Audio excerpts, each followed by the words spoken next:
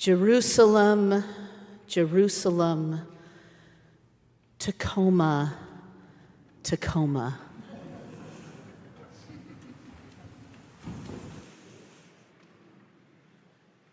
Jesus, traditionally standing across the Kidron Valley, overlooking the place where Jews have been buried for millennia. There is a church standing at that spot, and on the altar table is this mosaic. Jesus standing there overlooking the dead and the prophets of Israel says, Jerusalem, Jerusalem, the place where prophets go to die. Jesus weeps. He laments. He sees the city that he loves, the people that he loves, and he weeps. He weeps because it is a place where prophets go to die. This story starts out with a reminder by the Pharisees, who we often think of as the enemies of Jesus, but in this case, they are not. They may disagree with Jesus, but they don't seem to want him dead. And they warn him, do not go to Jerusalem, because Herod wants you dead. Herod has killed Jesus' cousin John, beheaded him, because John had the inconvenient habit of reminding Herod of all the ways that he wasn't such a great king. Herod, appointed by the Roman governor to rule the fractious Jewish people, ruled them with a terrifying and iron hand, just like his father before him, Herod. Friends, if Herod shows up in the Bible, not a good person. The Jews lived in fear of their own leader, Herod, who exercised power in the way that kings and authorities exercise power, by taking advantage of the vulnerable in order to lift up those who are already wealthy, who already have power, who see their job as a way to consolidate wealth and strength and power in the hands of a few at the expense of those who are afraid, those who are vulnerable, those who are perhaps escaping persecution in their own country, those whose bodies do not correspond to whatever our white ideal is. Friends, the power of Herod is the power of rulers everywhere, and it is the power of rulers in our own nation.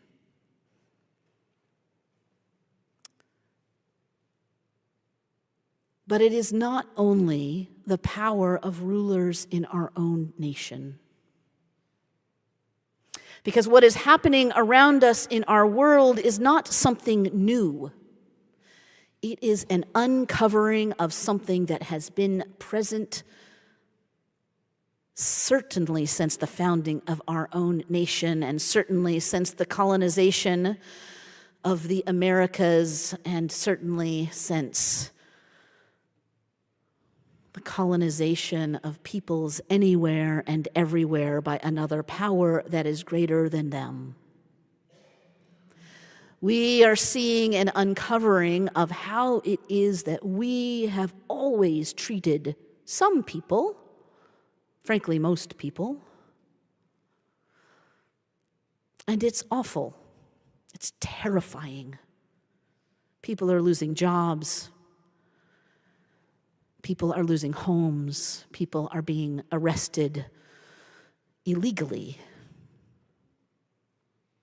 But it is not only our nation, friends.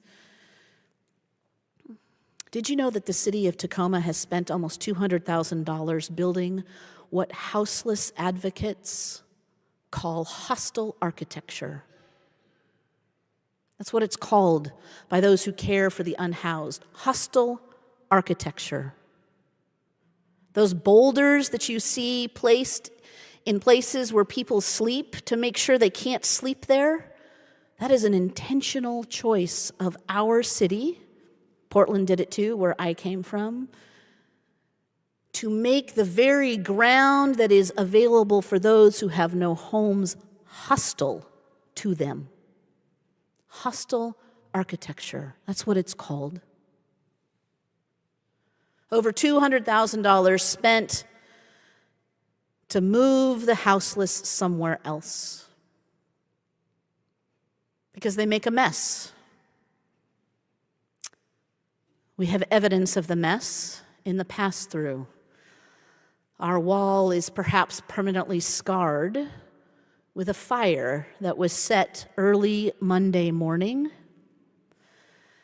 And because the heat vents went on and the air intake is right there, it sucked all of that toxic smoke into this sanctuary, which when I arrived was almost empty of smoke, but what the firemen told me was that it had been filled. And I could still see a little bit up here because their fans could not pull all of that smoke out. That wasn't the first fire that we've experienced here at Christ Church. I've seen evidence of many fires over the last month as the temperatures were cold.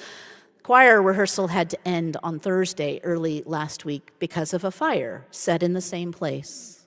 And I suspect the same sucking in of toxic air and blowing it into this beautiful and sacred space. I'm grateful for those who came to clean up. And when they came, I got a picture in my email.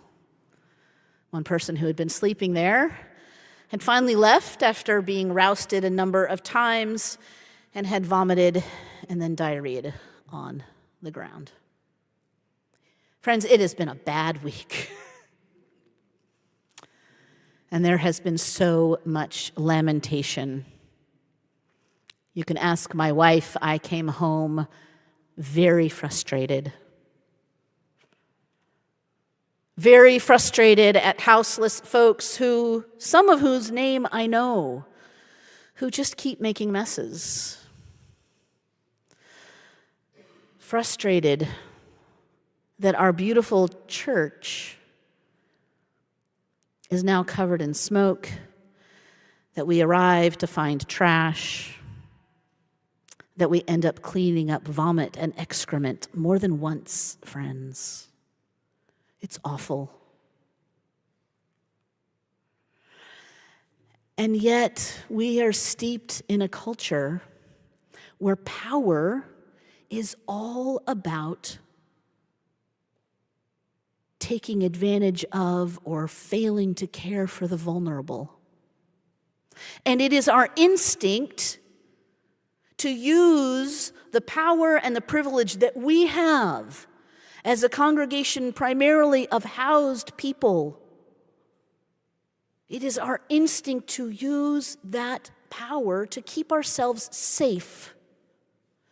I am tired of trash. I am tired of smoke. I am tired of fires. Frankly, I am tired of having to come in every morning and have a conversation with folks that I know will only partly be listened to clear people out, to say, you need to pick up the trash. And I do it as graciously as I can. I offer a broom. I offer trash bags. I've offered gloves before because I have literally said, you can clean up your own crap. Thank you very much.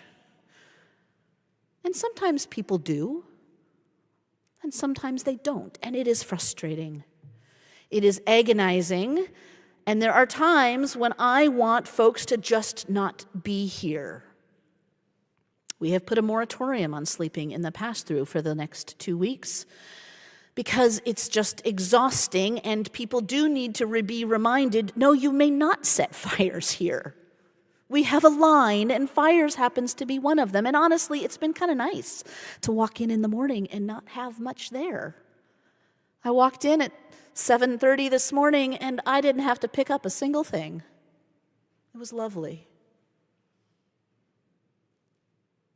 But it is so easy for us to want to preserve that at the expense of offering what little we can offer to those around us. I am so grateful to Len and Linda and Ron and Van for cleaning up vomit and excrement, for offering hand warmers, even in the presence of a smoking fire that the person claimed was started the day before. Fires don't smoke that long, friend. I am so grateful for Susan, who came up to me in the midst of the week and said, I was walking with a friend through our campus and we got to a conversation about people sleeping on cold cement. Maybe we could buy camping pads. Friends, those are gracious responses in the face of a mess. I lament the mess. I also lament a world that builds hostile architecture to ensure that people just get out of our space. Jesus looks at Jerusalem and laments, and I don't think that lament is only at a Herod who uses and misuses power, but the vulnerability of a people who live dependent on one another, dependent on friends and family members and a society that fails us all the time. I don't know why Evan sleeps here almost every night. I don't know why Evan can't keep on his medication.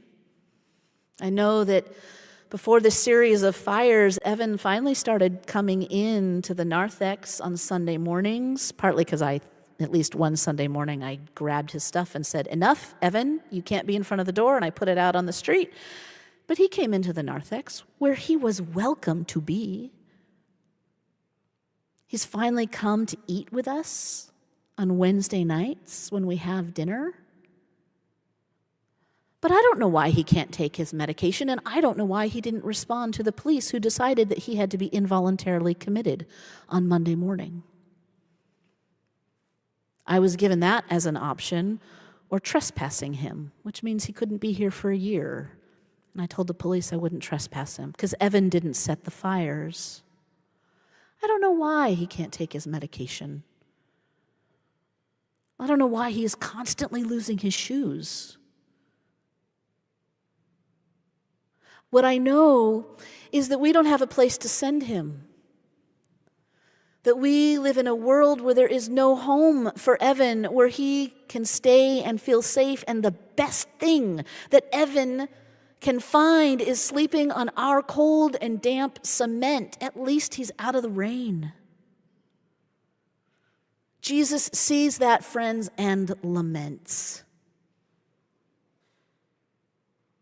It is hard to be a church in a downtown location across from a hospital that does not keep people who really should be allowed to stay longer, but our medical system cannot afford to care for them. And so they are sent back out on the streets and they show up here. They show up at neighboring churches and community centers. It is hard to live in a world where everything is built around us, not to care for the vulnerable, but punish them for being vulnerable, as if somehow poverty and schizophrenia is their fault. Jesus laments. Jesus laments at power misused, and Jesus laments that we cannot use power well. That no matter how hard we try, I'm not sure Evan is ever going to take his medication.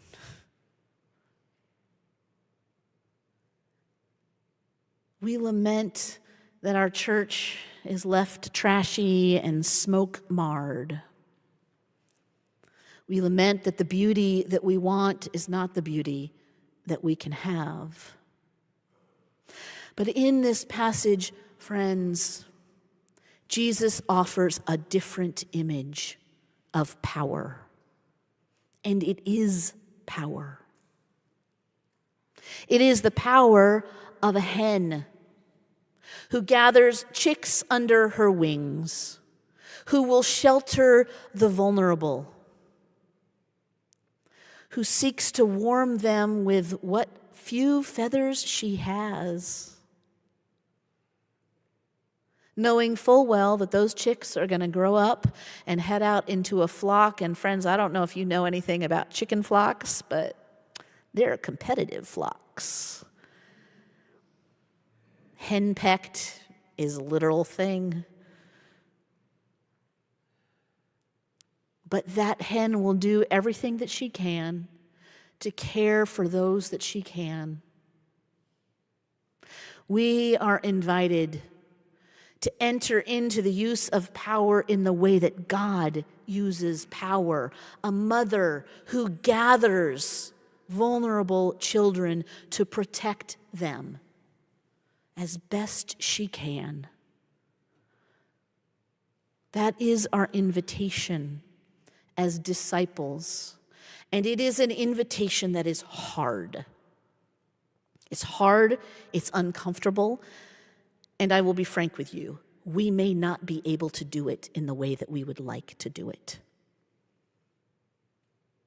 I would love to be able to say to folks who sleep here, come in, have coffee. Don't sleep on the pavement, I've got a bed for you inside.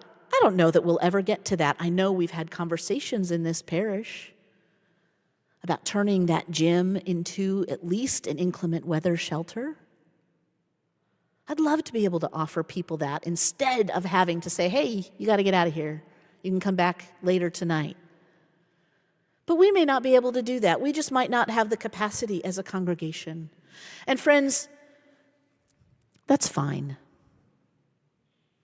We need to recognize what we can do and what we cannot do.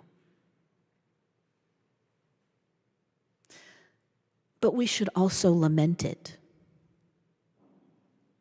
We should lament our inability to care for those around us, not out of some guilt or shame, but because we live in a world where hens and her chicks are vulnerable.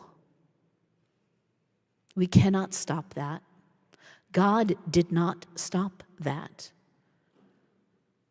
Jesus tells this story as he is heading to Jerusalem, and he says, I will not come until you can say, blessed is the one who comes in the name of the Lord. Friends, we will sing, blessed is the one who comes in the name of the Lord on Palm Sunday, and 20 minutes later we will turn around and we will say, crucify him, crucify him. This is Jesus' path to death. It might be our path to death, friends. I'm not going to lie to you, and I'm not going to pretend and say that everything will always be okay and this church will always be beautiful or even standing. I don't know that. But what I know is that our invitation is this. And we will do it as best we can. And we will rejoice when we do it well. And we will lament when we fail. And we will know that Jesus laments with us. Amen.